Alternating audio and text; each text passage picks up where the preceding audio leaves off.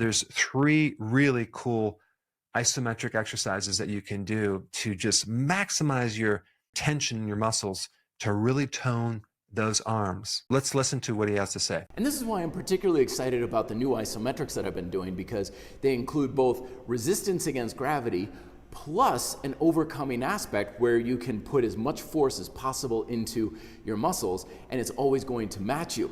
So let me show you some of the exercises you can try with this. Now the best ways to do this are for the 3 support chains, your flexion or interior chain, posterior extension chain, and your lateral chains. So we start off with our squeezing plank, where we get into hollow body and then we're into a plank. So that's our yielding isometric aspect. But then if we squeeze the floor between our hands and our feet, now you can kind of hear in my voice, I'm shaking a little bit. I can feel my core going nuts. And now the amount of work in my muscles is dramatically increased. You can also do the same thing for your backside of your body with a squeezing table bridge. So we've got our shoulders packed down and back, right? And then we lift up.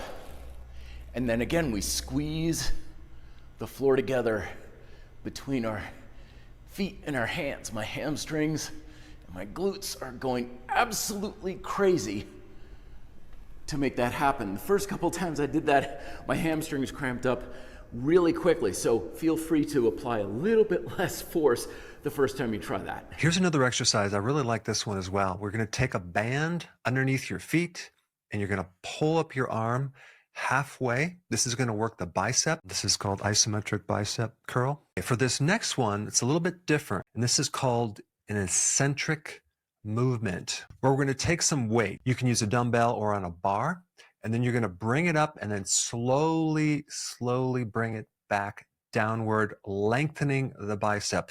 This is going to work your front part of your bicep. And this might look pretty easy, but it's not, and you're going to feel really sore after you do it. I would recommend do this maybe starting out only 5 times. But the key is to let it down really slow and gradually. For this next one, you're going to need something called an isometric band. You can get these on Amazon. They're not that expensive. And you're going to be doing an isometric pushing your arms over your head. And so this is another arm exercise that kind of graduates into working your shoulders as well. Let's dive into this video. I think Matt will explain it very thoroughly. Employ what I like to call the PTR principle, position, tension, resistance.